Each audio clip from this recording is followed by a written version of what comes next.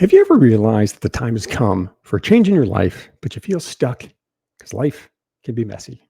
Often we don't have the time or feel like we have the time or know where to start to find that fresh path. One of the best ways to end the cycle is to determine what happiness means to you. In this episode, you'll learn it's never too late to discover what lights you up, what holds you back, and how to set yourself free. Welcome to Meet the Author Live. I'm your host, John Saunders, founder of Forward Advisory Solutions, a coaching and consultancy firm and author of The Optimizer, building and leading a team of serial innovators. My firm was built on a foundation of over 20 years as an executive distribution leader on Wall Street and a relentless focus on collaborative innovation and problem solving. The show offers you thought leadership wisdom through live conversations with the ability to answer your questions live in the chat. To start, please drop in the chat where you're joining us from. And if you know Shannon, please drop her a note to say hello. It's always good to get a sense of where people are joining us from, and make sure you know how to use the chat function, because we will answer your questions at the midway point after we get your questions with Shannon. So today's episode, we'll meet new author Shannon Talbot, who published her book, Breaking Free, Stop Holding Back, Start Being You, Your Guide to Creating the Career and Life of Your Dreams. She published her book Monday of this week. Congratulations.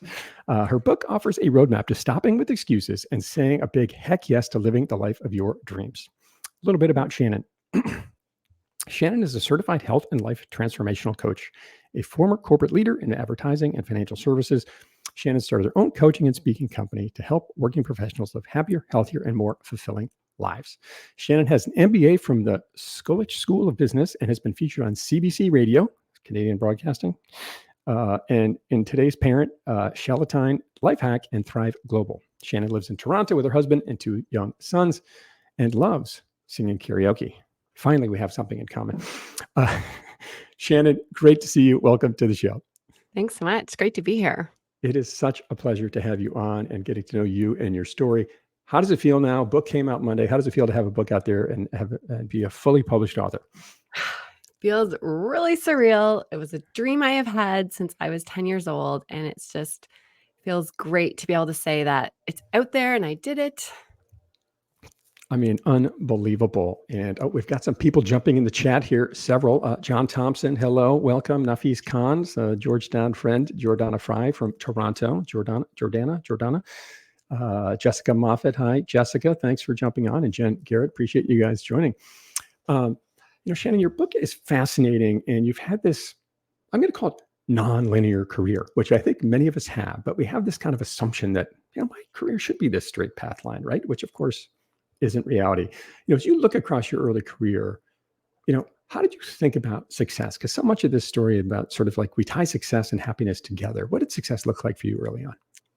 Well, for those of you who tuned in, I'm curious to know, have any of you ever played the game of life? Board game. I feel like it's from the 90s. That's when I was growing up. It was in the 90s.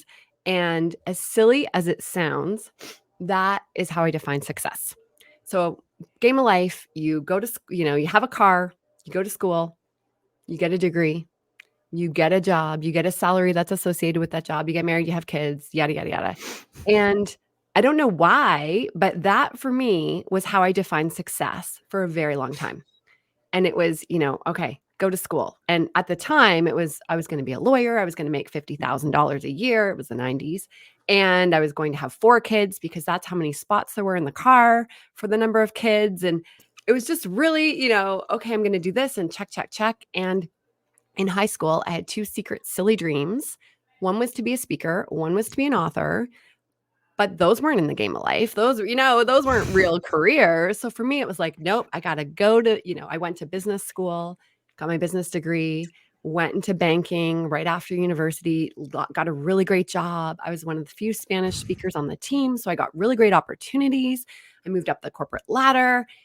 I went and got my MBA. I got married. I had 2 kids and I bought the house. I have the dog. And it was like, check. I was winning at the game of life, and I was winning at what I had told myself was the definition of success. Unbelievable, right? And so you let a board game sort of define that for you, which is fascinating. And, one of the things you talk about in the book that I found really interesting was, sometimes people label us, and sometimes we can label things ourselves. And is that a little bit of the story here?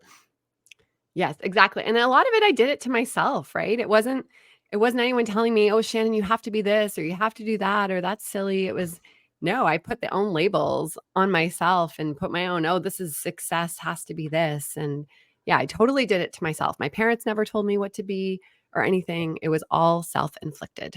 It's fascinating when you share that. When I think about why I chose my major in college, I was sort of like, what do I do? I don't know. I want to do something sort of business related. My brother was an econ major. I was like, all right, I'll do that. And, simply because he did. And I sort of couldn't think of my own path at the time, which is fascinating. So thank you for sharing that. And looks like we got a lot of Life fans out there. Shannon Anand looks like he's maybe played it before. Hector from Mexico, thanks for joining, Hector. Stephen Force looks like he's might be playing it today for the snowy weekend if you're in the snow part of the snow part of the country. John Thompson, Life Cereal too, right? Mikey likes it, I think was the tagline there. And we've got a shout out to Shoots and Ladder here. Thank you very much. Oh, I just played that this morning with my boys. We have a PA day here in Toronto, so boys are home. Have a what day? Oh, a PA day, professional. I should know what the A stands for. Like a day off. The boys are home from school today. Gotcha. We have one of those coming up, and we've got about 5 inches of snow in the DC area and falling. Amazing. Feels like I'm in Canada. So Shannon, you're a busy person. You've had this epic run. You've built this successful business. What the heck drove you to write this book and pull it all together and take the time to struggle through it? Because it's no easy task, right? No. Well, I have to say it goes back to probably 2008 was a really big and pivotal year for me. It was the year I got married. It was the year I took a leave of absence from my work. They graciously gave me a 9-month leave of absence so I could go do my MBA. And really, here I was checking those boxes. I was, life was looking perfect on the outside. But the truth was that was the year everything kind of started to change. That was the year I became a wife. And for the first 9 months of my marriage, I was relying on my husband's income, which was very odd. And I almost reverted back to the 1950s and put new constraints and expectations on myself of how a wife should act, which is not, typically how I acted. Later on, I became a people manager for the first time. And then a few years later, a mom. And with each new title or salary increase, I felt this immense pressure. I didn't know how to manage it. I told myself I had to act a certain way. And my stress and my irritability grew. And how did I cope? I like to say I pressed the easy button. I don't know if you have that commercial in the States, but in Staples commercial where you press the easy button. Yeah. And what I did, I switched jobs or I'd switch companies and things would be great for a little while. And then I'd kind of be back to where I was. And I realized I still wasn't happy. And actually 3 years ago this month, so January 2021, I was pushing my 5-year-old on the swing. It was probably as freezing outside then it is today, but it was COVID and we had to get outside. And I was pushing him on the swing and he said, "Mommy, can I give you a goal for this year?" And I got really excited. I was doing my coaching certifications on the side. I said, "Yeah, bud, give me a goal. What's my goal?" And he said, "Mommy, can you be less angry this year? Because you are angry all the time." And it was not the goal I was expecting, but it was the goal I needed to hear. And I needed that moment to realize that, happiness wasn't switching jobs or making more money or getting that next senior title. It was living the life I wanted, not the life someone else expected of me. And it was in that moment that I gave myself permission to chase my happy. And a few months later, I gave notice at my job.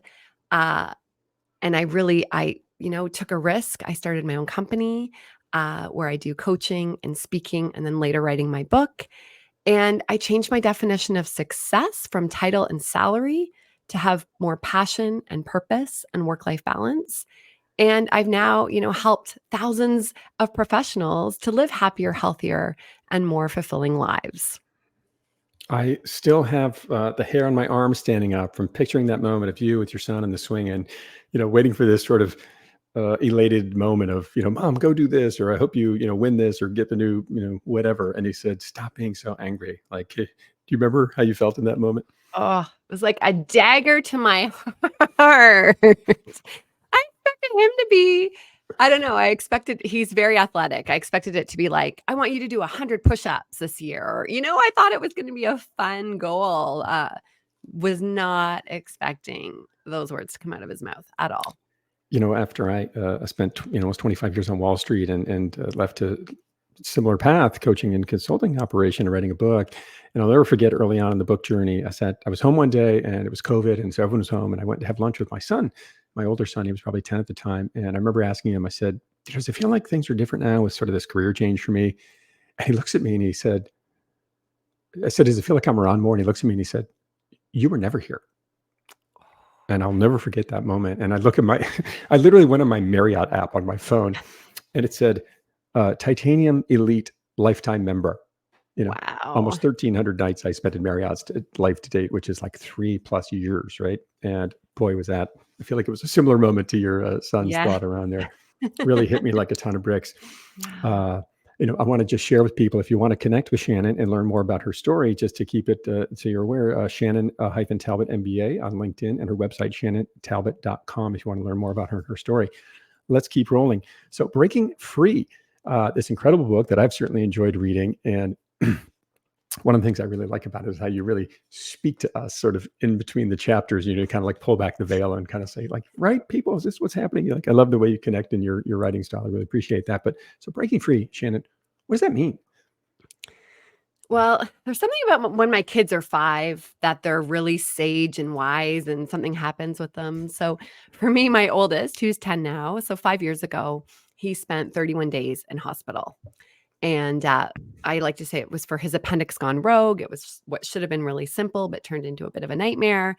And my husband and I took turns spending every night in the hospital with him over these 31 days. And at the time at work, I had a lot going on. My boss had moved on. So I was acting in his position while interviewing for his position, while doing my current day job and doing all of that. And performance reviews. And it was just a very busy time. It was holiday season, very busy time at work. And then my son got admitted to hospital. And of course, that became number one priority. And it was the first time in a long time where my work really took a back seat. And it was a great time too, because at the time, my oldest actually had undiagnosed autism and ADHD, and him and I had really been struggling at home. We'd been really going at it, fighting a lot and not seeing eye to eye. And so this was a really great bonding moment for him and I too, to be alone in the hospital. And he's just so incredible. Anyway, so during this time in the hospital was also a time for me to step back. And when he was sleeping at night, I found myself sitting there and thinking about life and, all those things. And I asked myself 3 questions. And I asked myself, am I happy? Am I healthy? Do I feel fulfilled? And my answers were, no, not really. And then my immediate next thought was, Shannon, come on. Like, how can you not? You're winning at the game of life. You've checked all your boxes. And I felt immense guilt for wanting more. And it's like, why am I not just happy with this great life? But for once, I allowed myself to explore it. I said, okay, no, you know what? You're not happy. Something's missing. It's time to go after it. And being the person I was, I started with my career. I actually hired a coach for the first time. I set a goal, a 10-year goal, to start my own company to help others live happier, healthier, more fulfilling lives. But then I moved, I switched industries. I moved into advertising, which was super fun and creative and different. I gave myself permission to show up there really authentically, and as a leader, and back up my confidence, because I ended up not getting the promotion at work, which is a big hit to my ego, but also the necessary push I needed. And I still wasn't great at managing my stress, hence what happened a few years later. But I was started on the path to starting those healthier habits and just to feeling more fulfilled and going after more of what I wanted and being true to myself. 31 nights your son spent in the hospital? 31 nights. That is hard to imagine. I mean, I've had to spend a few 5-hour stints with my son because allergies in the hospital, and I find that heartbreaking and just painful. But that's, we're out that same day, 5 hours, 31 nights. I couldn't even imagine. And he didn't complain once. Wow. He was a superstar. built for resilience and Yes. already breaking free. Was this the same son who gave you the goal? No, 2 different but funny, both at Yeah. age 5, so I don't know. Yeah, 2 different s my one son who's 10 now, my other son who's 8. It was the 8-year-old who gave me the goal. Wow. Yeah. So you're in the hospital. You're finally put your job as sort of the back seat, not answering every ding on your phone. I mean, this is Yeah. a talk about messy and sort of finding a pretty low point in your life, and to really create this inflection point for yourself in your career. When you think about that and sort of tying it to your book, where does your book tie into this? What do you hope readers can take away from your book? So, 3 things. I really wanna give my readers hope. You don't have to hit a low point like I did to make changes in your life, to feel less stuck or feel happier. We tend to say, "Oh, I have to wait until I hit rock bottom to make a change." And no, we don't. We don't at all. We can make a change anytime. It's difficult, and we have to choose that option. But I really want my readers to take away hope. I want them to take away inspiration. I share a lot of my personal stories. I share stories I needed to ask my family permission to share because it's stories we don't talk about in my family. I share stories my friends didn't even know. Um, and I also share stories of other really inspiring women who had struggles in their lives and had to overcome them. Some are my clients, some are other women that I was able to interview for the book. But then more than that, I also have a step-by-step guide. So for those of you who do wanna break free, who do wanna bring more joy into your lives or wanna show up more authentically, I give you exercises where you can actually do the work and then reap the reward. So really it's not everyone wants to do the work, they just wanna take from the stories. That's okay. You can take what you want from it. But if you do wanna break free yourself, I have all of the steps in there and how you can do so. You ask so many questions there. Some of them I found quite painful, frankly, just because there were questions I never thought about reflecting on, and really got sort of my antenna up and thinking about, you know, yeah, I don't have to like, do I really have to think my life is sort of nearly over before I make a change? No, you can choose to find a different path. And that's very much what this story is about. And I love this roadmap you've laid out that's executable, right? We can always talk about breaking free and sort of live in the clouds, if you will, and thinking about perfect and never. And these words you say, I think, to never use, is maybe how you put it in the book. Uh, Yes. but you talked about stories you don't share. Can we talk about one of those for a minute? Because there was one in there that really blew my mind. And I think Mhm. it was about a brother who was having some trouble around the house. Yeah. Yeah. So it was a story that happened when I was 5, and it took a therapist, actually 5 years ago when I was struggling with my then 5-year-old who had undiagnosed autism and ADHD. It took a therapist for me to connect the dots that, I had a fear of loss in my life, and that stemmed back to when I was 5 years old, my brother who was 12 couldn't live with us any longer. There was a lot of challenges between him and my parents, and it was just not working out. He kept running away. He was putting his life at risk and he was getting in dangerous situations. And it was determined that he had to go live with a foster family. And I come from a small town of 8,000 people. My dad is a lawyer, my mom is a teacher. And, you know, it was just one of these things like, how can that happen to a family like us? And interestingly, we don't really talk about that story, but I asked my parents first, I asked my brother because it's his story, and I asked my parents permission to use that story this year. And I was actually shocked. My dad said yes, because I want people to know that these things can happen to anybody. It doesn't matter. Like these are stories that we don't talk about, but the more we talk about, maybe the more we'll hear similar stories. I didn't know anyone else growing up whose sibling couldn't live with them. When I read Uh, that, sorry. no, no, go ahead. When I read that story in your book, I kept thinking, oh, there's going to be sort of like a happy ending here. And he came back after a couple of months. And no, I mean, No, that story really no. blew my mind. Of course, he's gone on to Yeah. have a pretty successful career in a creative spaces, if I recall the Mhm. story correctly, but Yeah. couldn't Yeah, and he imagine. got on the path, and it was the right path for him. He ended up coming and living with a family in Toronto, actually, going to a special music school here in Toronto, which set him on the path to he's into music and does lots of, creative things with his world, and his work, and that was the right path for him, and now we're for family gatherings, we're all together and everything, but, yeah, it was a really interesting time in my life that I didn't never had never realized the impact it still was having on me years later. And that's why therapists and coaches exist, because sometimes we need help connecting those dots. Such an unbelievable story. And I mean, fascinating. Maybe some inspiration for you to break free early on, watching your brother do it at sort of the age early on in his early teen years or tween years, if you will. But that is just one of many examples in Shannon's book of the authentic story she brings that of this messy life that we all live. None of them are perfect. Breaking Free, your guide to creating the career and life of your dreams, is available now and a #1 seller in several categories on Amazon, Shannon. So congratulations on the very fast start to that. Love to see that.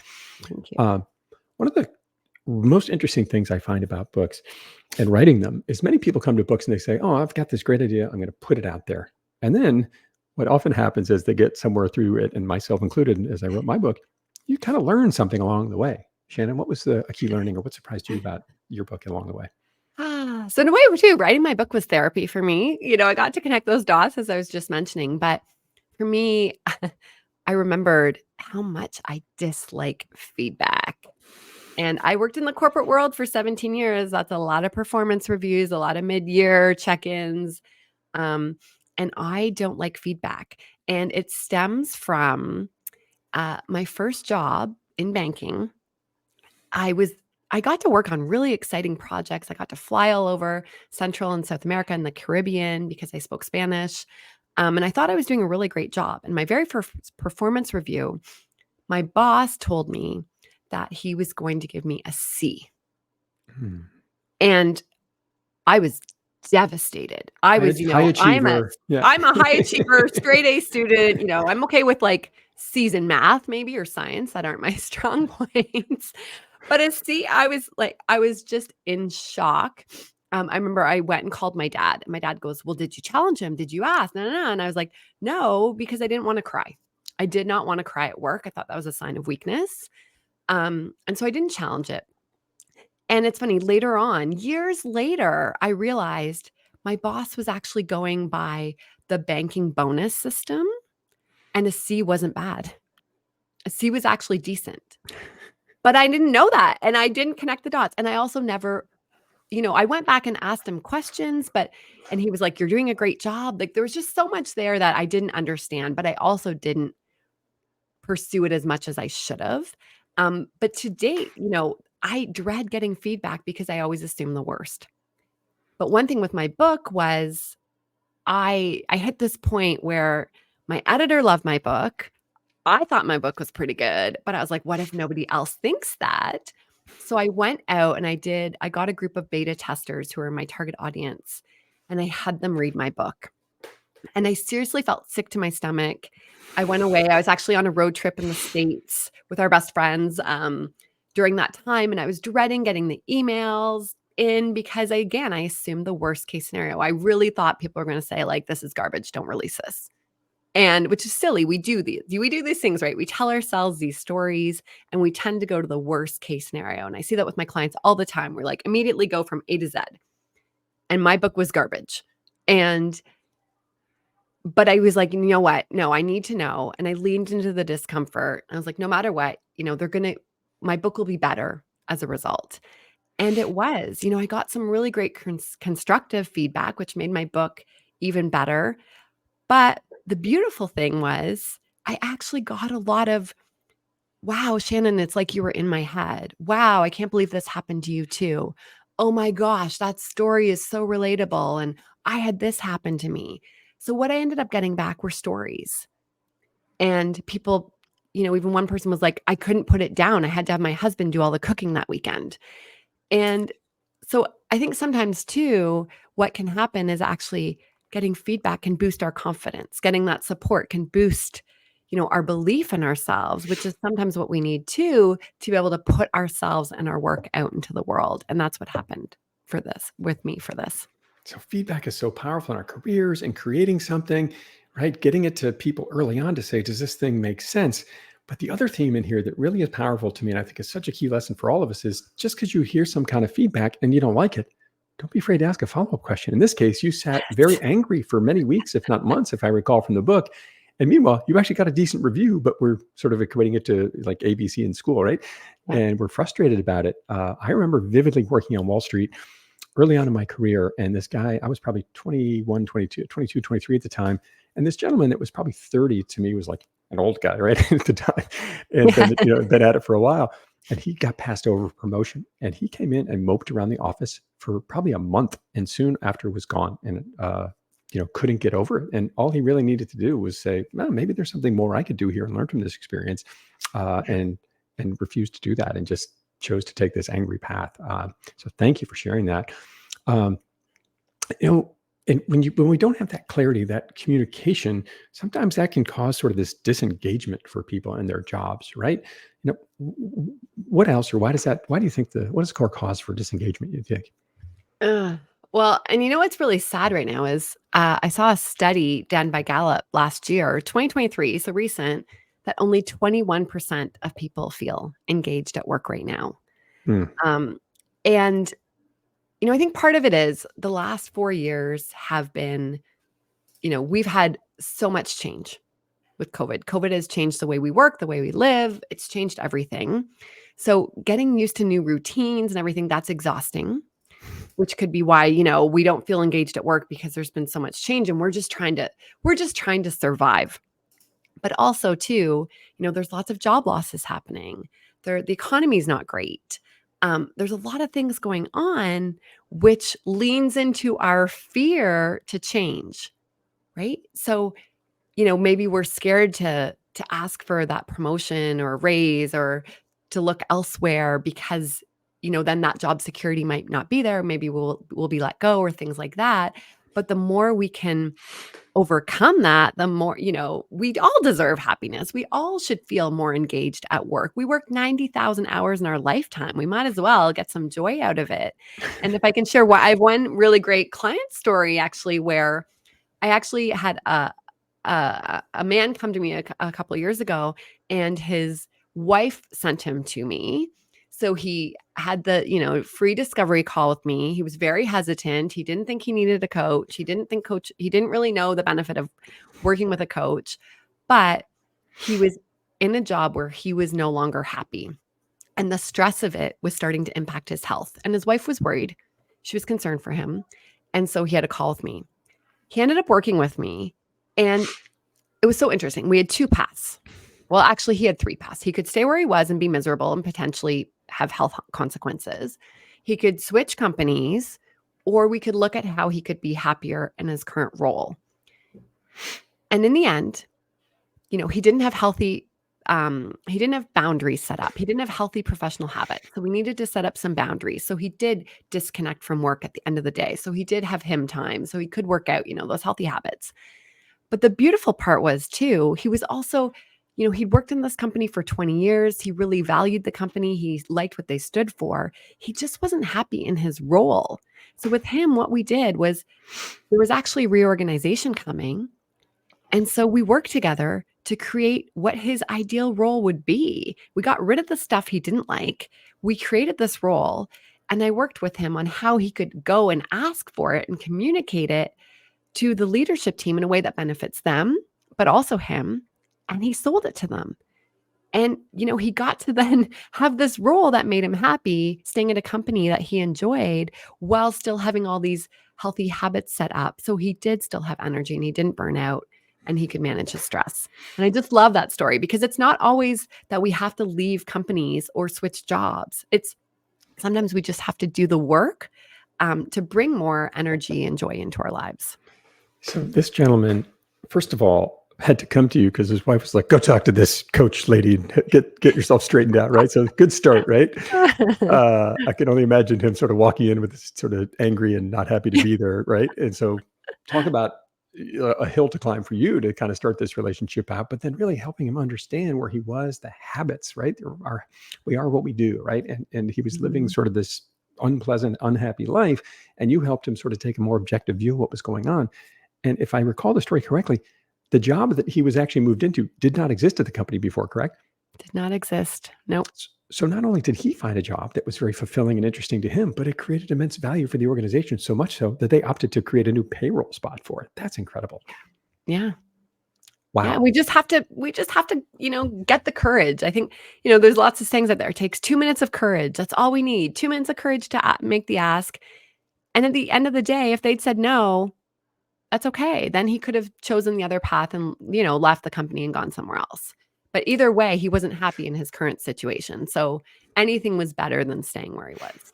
As what I like to think of myself as a terminal optimist and a guy who spent many, many years in sales, I always tell people, no is just one step closer to yes. Every no is one step closer to yes, right? So you got to ask for it and have some, some goals and thoughts behind it. And here you completely change the trajectory of this gentleman's circumstance. And what a beautiful outcome. Well done. I love that story. So when you think about, by the way, lots of people chiming in on your stories here, and I want to just recognize that, and also drop Shannon's link in the book here, link in the chat. If you want to order her book, you can order it on the chat. The link I just dropped in the chat, shannontalbot.com/book.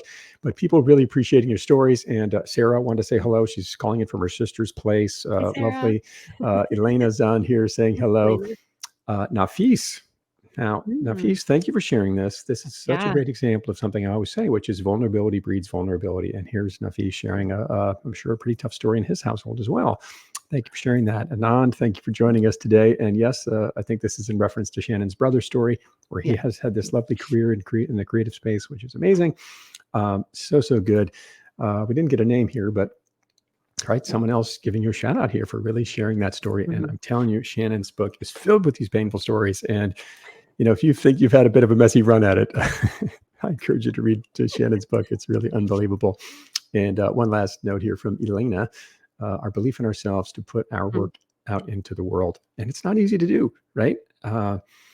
Someone asked me once, I was on a podcast a little while ago, and the host said to me, what was the hardest thing about writing a book? And I said, I actually hadn't thought about that question for some time. And I said, deciding when it was done.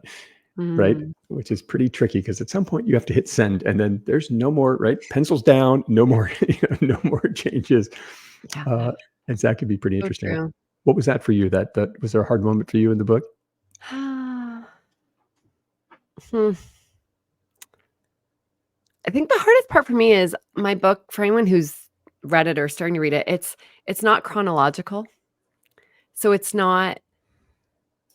So it was hard because I took, over a year to write my book, and it was remembering, okay, did I share that story yet? Have I shared it? Do I connect the dots? So those types of things were the hardest part for me. But then I have to say too, for anyone, I know some of you I'm seeing on here, I know you have a dream to write a book as well. And it's the reviewing of it. You will read your book. I think somebody said like 80 times you will read your book. And it was like, okay, I don't want to read my book anymore. I'm so sick of my book. But does it even make sense anymore? I don't know.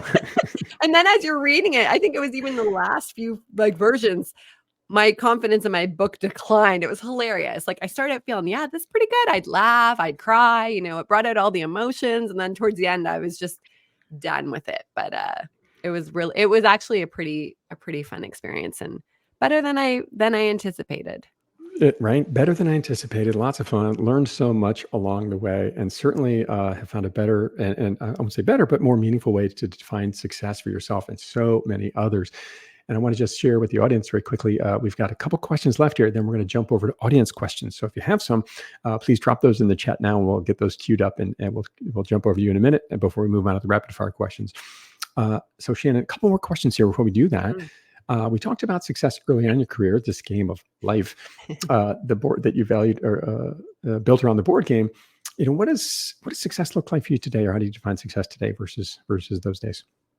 So success for me today, it's really about the broader picture. And it's still a tricky one. I'm going to admit, my default still goes back to money and titles and those achievements. And I really have to rein myself in as a high achiever. It's a difficult one. But for me, it's, getting to spend that extra time with my kids and my husband. It's the balance. It's the doing what I love. It's standing on stages and speaking. I love that. It's seeing the transformation that happens with my coaching clients and having time to write, because writing is a big passion of mine. But it's just remembering it's not just about work. And it's interesting. I'll see that with a lot of my clients too. I always ask my clients at the start of every session, what's the win you've had this week? And we default to work. And so it's also thinking, okay, no, but personally too, like, tell me what's great in your personal life. But I have one other interesting client story that I think I also share this in my book. But one of my clients that I was working with, she was coming back from her second mat leave, and she works in a male-dominated industry. And she was really nervous coming back that, she now has 2 kids, and she wanted to make sure she still got home for dinner and bath time and things like that was important to her. But she also, there's the perception if she left work at 4:30 to catch her train, and what would that look like? And so anyway, we worked together on the balance and everything. And I'll never forget, I asked her, I said, okay, what does success look like for you in the next 6 months? And she listed off, and I wrote it down. And then I said to her, can I read this back to you? And she said, yes. And the first thing I said was, okay, success is knowing everyone and everything about your industry, in and about your industry. And as soon as I said it out loud, she went, well, that's ridiculous.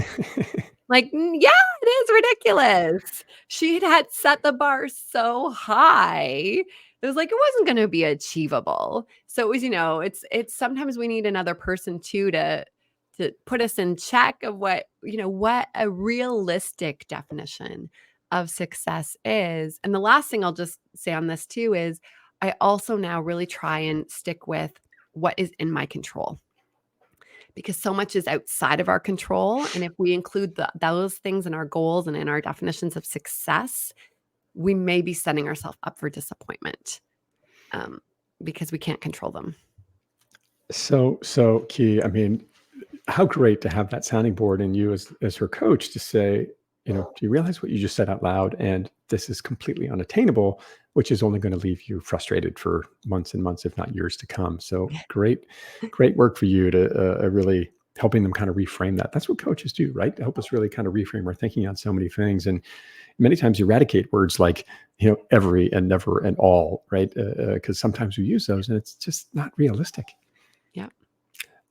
When you think about the book here, and by the way, please keep dropping your comments and questions in the chat. We're going to jump over to the audience questions here in just a moment and tell you about a really awesome offer Shannon has coming up here.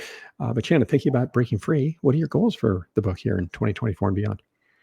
Okay. So again, I always, I have this tendency to set unrealistic goals outside of my control, being a hyperachiever.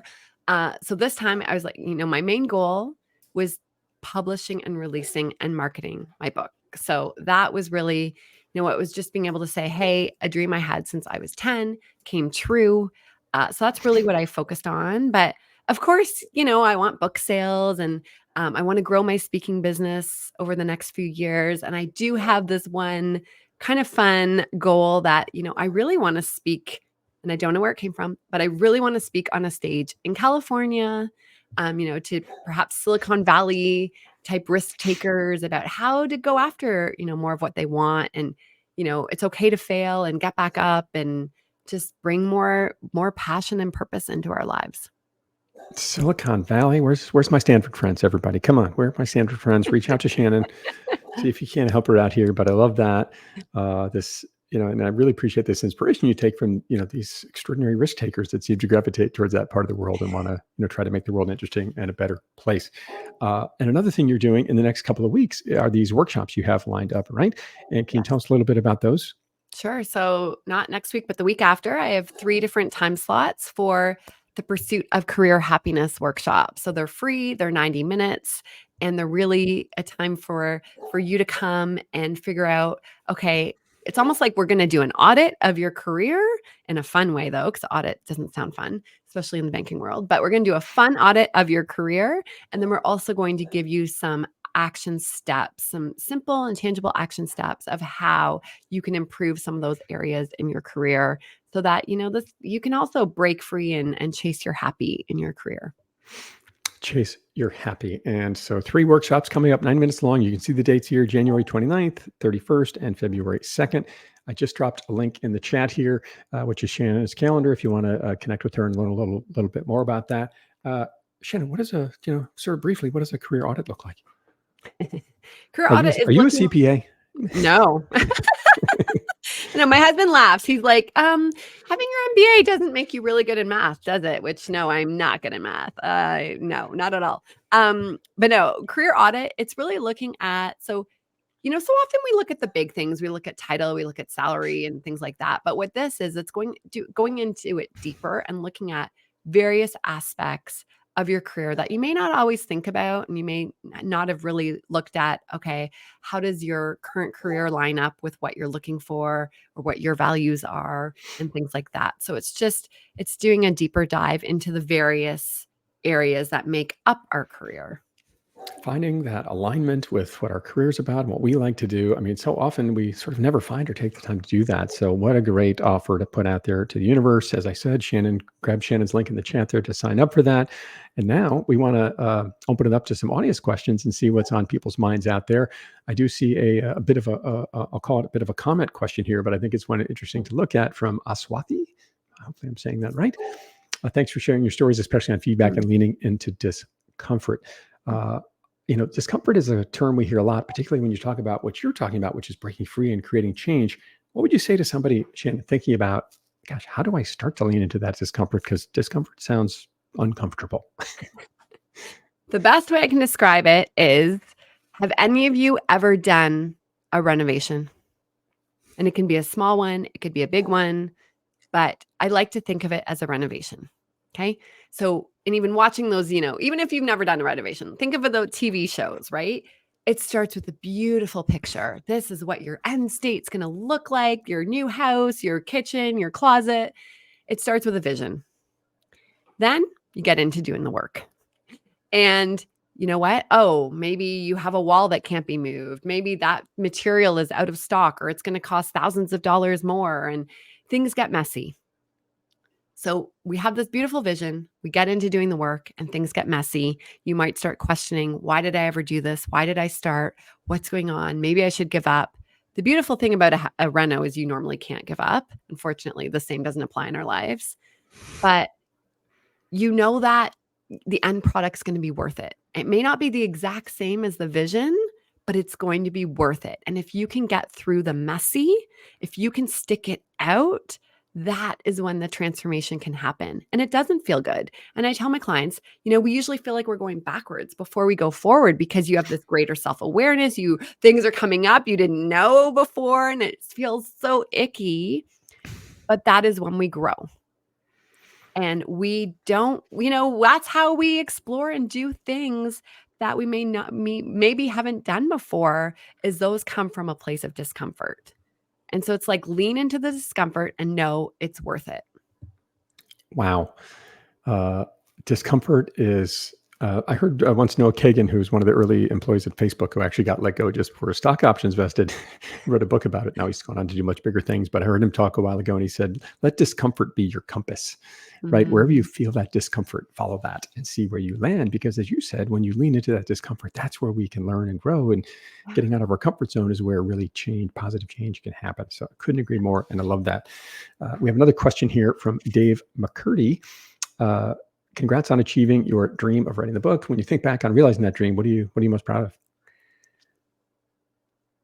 Hi, David. I am most proud of, so for a long time, I've struggled with, what are people going to think of me? Or are they going to judge me? And, will I not get clients if I share this story? Or will that organization not want me to come and speak? That dictated my life for a very long time. And I have to say, honestly, with this book, I didn't care anymore. I was like, my stories will help who they help. If they piss people off, they piss people off. But, I don't name names or do anything there to make, throw anyone under the bus. But I didn't hold myself back from sharing the stories in my book. Especially the one of my brother, and other stories that, there's a bit of shame that comes with them. There's embarrassment, things like that. But I was like, you know what? If it can help somebody, then that's what I want. It's not about how I am perceived. It's more, okay, if I can help somebody, then I want to do it. Right. And I think at some point you said this book was a book you had written or heard or been found some time ago, right? Did I hear that from you at some point, or maybe that was in your book? Well, it was a book I wish someone had written for me. That's what I mean. That's what I mean. Sorry, yeah. I didn't say that I very learned clearly. from stories. And, there's a lot of how-to books out there and things like that, which are great. But for me, it's I learn from stories. I want to hear stories from people. And one of the stories I include in my book is, this amazing CEO that I heard speak years ago at my university. And she let me include her story in my book. And it was the first time I'd ever heard another professional woman say how hard it was to be a parent and an ambitious career person. And she went on to do even greater things with her career, but by aligning her values and picking the right company and things like that. So, I wrote the book that I wished I'd had early on in my career to help me navigate some of these things, because for so long, I thought ambitious was a bad thing. Oh, I'm a mom. I can't be ambitious. I can't travel for work. I can't do all these things. That makes me a bad person or a bad parent. But it's not true. And so, the more we can read these stories and share the experiences of struggling and of overcoming things, I think just the better off we can all be. This was the book I wish somebody wrote for me many years ago. I love that. Thank you for sharing that. Lots of great comments coming in the chat here. Thank you, Sarah. Love embracing discomfort analogy. One has to be uncomfortable first to be comfortable. Couldn't agree with you more there. We didn't get a name on that one. Elena chimed in here. It's such a lovely, timely topic because career well-being based on Gallup and obviously reflection is the foundation for total well-being. I once heard somebody say, Elena, all companies are healthcare companies, and I think what you shared there is sort of tied to that, right? How you feel and how you're treated at work in that environment can have an impact on you in so many different ways. One more question here from John Thompson, who's going to be on the show in a few weeks, and it's around this idea of engagement. How can individuals take initiative inside of a company if they're feeling disengaged to enhance their own engagement work, and what role do leaders play in creating that environment or reversing this disengagement trend, do you think? I think one of the things that, making more time for creativity. I think blocking off time in our calendars, whether you're going to be creative on your own and brainstorm things on your own, or just find a way for you to bring more creativity in your lives. I think too, we've kind of moved away from creativity and giving us that time, and we're prioritizing our schedules and trying to fit things in. And sometimes the first thing to go are these other things that maybe aren't what we're recognized for at work. So making more time for creativity. And I think too, speaking up more. And I get it. I know it's uncomfortable to speak up. People are afraid they're going to lose their jobs. People are afraid they might not get their bonus, but we have to do it. You have to speak up, and you have to, ask for what you want and make the case for it. And, maybe there are activities or things we can bring more into the workplace, especially now if we're in this more virtual/hybrid role. People are feeling lonely more than ever. Maybe there's, some other new ways of interacting that people just need to have the courage to bring up and propose that they do. But I think, building those relationships, connecting, having more time for creativity, and then as well, just making sure we're making time for ourselves and our well-being as well, which will help us feel better emotionally and physically. I really like this idea around relationship building around the company. We can learn from those people, figure out new paths to maybe consider, and also this idea of carving out creativity. Because when we give ourselves permission to be creative, right, we can start to sort of see new dots existing out there in the world. And when we can sort of see a bunch of new dots, it helps us connect other dots and where we can create potential value. So I really appreciate that message. Such a beautiful message, and so many great notes popping in here in the chat. Thank you for all those. But Shannon, we are going to dive over to the my favorite part of the show, the rapid fire questions. And I first want to drop your LinkedIn profile in here for those that want to connect with Shannon. Highly recommended. There's her LinkedIn profile, so please connect with her on there. And are you ready to dive into the rapid fire questions here? I'm ready. And sorry, I'll just tell everyone too, I'm just coming off a cold, so I apologize. But hang in there. cold Hang in season there. here. Yeah, I'm all set. Favorite thing to cook, Shannon? Anything my husband is cooking, because I actually don't like to cook. Is there a mic drop here? I feel like there's a mic drop. First concert you went to, karaoke superstar? The Tragically Hip. Tragically Hip. In the U.S. They're a Canadian band. Unfortunately, lead singer has since passed away, but they're a big rock Canadian band from Kingston, Ontario. Oh, nice. Yeah. I love it. What about the last photo on your phone? Let me see. My 10-year-old son washing the dishes last night, and I took it to post on my stories to say I was trying to have patience and not micromanage how he washed the dishes. it's Well really done. hard for me to let that go. But it sounds like maybe there was some success there. He I love washes it. them. Mine is my completely snow-covered front yard from this Oh, morning. Favorite song to sing with or without an audience? And Shannon, by the way, just recently sang a karaoke, "Jesse's Girl," as I recall. Jesse's Girl. Is that Yeah, the favorite that's song, my or is there a better? karaoke song. Yes, I was at a wedding at a rock concert venue here in Toronto, El Macombo, last weekend, and they had a live band, and I got to sing Jesse's Girl up on stage, and it was amazing. And I So have the cool. video on my Instagram. I'm not a great singer, but I just love it. So it's fun. Amazing. Scariest animal, Shannon? It was bears, but then I went to Yellowstone with my oldest last year, and we there when the moms had just had their cubs, and we were 100 yards away from, grizzlies and black bears, and my fear went away. They're Whoa. beautiful. They're very beautiful, although I still stay the 100 yards away. I had my bear spray, but yeah, used to be bears. Maybe it's Wow. crocodiles because 'cause I'm going to the Everglades next, or alligators. That's probably my new one. I love it. You talked about the Silicon Valley dream. Any further audacious goals for the book? What are you thinking about? I would love to do a TEDx talk one day. That's on my big list of, hairy audacious goals. Love it. TEDx talk, Shannon Talbot. I can't wait to hear it. Breaking free. Uh, as you wrote the book, favorite writing location? So a lot of my writing took place at my son's soccer games, in the car, doing all the carpooling. But I did do one writing getaway last year to Niagara-on-the-Lake. So just a really small town outside Niagara Falls, Ontario. And it was beautiful in a nautical inn, really small and quaint and lovely. And it was in winter and just really warm and comforting. Being a northern person and loving the snow, I really appreciate that story. Thank you. Most memorable moment as you went through the book journey? Well, I did have one moment where I did jump up and down and scream, and it was like 7:30 in the morning, and my family thought I was going crazy, and that was when, I sent out my book to some people to read, and Seth Godin read my book cover to cover, who's a well-known author and entrepreneur, and he actually wrote me back that I did a great job, and then gave me a beautiful quote for my book, and that was probably my most memorable standout moment. Seth Godin, serial author and entrepreneur, shared on Shannon's book this quote, which I think I would have been jumping up and down too. Thank you, Seth. Dreams turn into hope when we bring useful action to the work. Shannon's Talbot book is a powerful step on that journey. Seth Godin. Wow. Well done. And good for you for going out and asking for it, right? If you Yeah, I keep never ask, getting asked. I've had a few people right? go, "How did you get Seth Godin to give you a quote?" And literally I say, "I asked." Right?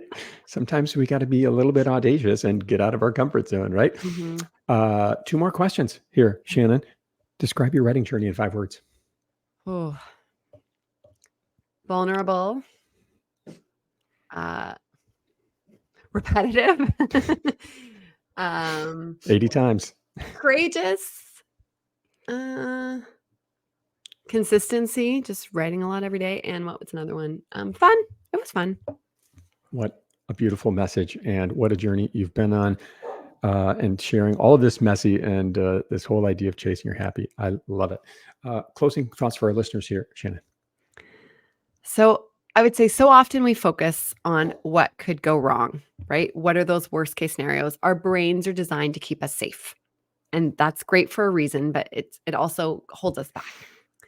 And so instead, the next time, let's say something feels uncomfortable or you're up against a fear or a negative belief or something, I would say instead ask yourself, what's the best case that could happen in this scenario? So And go often, for it.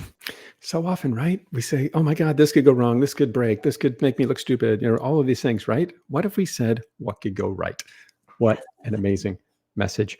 Uh, Shannon, thank you for letting us know that we can chase our own happy. We can choose to pick a different path, and there's always time to find that better path. I so appreciate you sharing that story with me and the listeners of Meet the Author Live. Thank you. Thanks so much for having me. It's a lot of Thank fun. you. And for our listeners out there, If you're feeling a little bit stuck, feeling like things are a little bit messy, and looking across your network of friends and colleagues, see if you know someone out there who's feeling a bit stuck and feeling a bit messy and maybe getting close to that rock bottom, but doesn't need to hit it just yet, go out and get a copy of Shannon's book. Right now, she's got it on the ebook available for half off for the next week. So go out and get 5 copies and share it with friends and colleagues that need to hear this story to help them find that inflection point and begin to chase their happy. And if you have time in the coming weeks, definitely sign up for one of Shannon's workshops on the 29th, 31st, or 2nd. As I said, I dropped the links in the chat to find out information for those to get signed up for those. So thanks again, Shannon. Thanks to our listeners for joining this episode of Meet the Author Live. Definitely check out Shannon's book, Breaking Free, Stop Holding Back, Start Being You, your guide to creating the career and life of your dreams at shannontalbot.com/book. And connect with her on LinkedIn, which I dropped in the chat as well.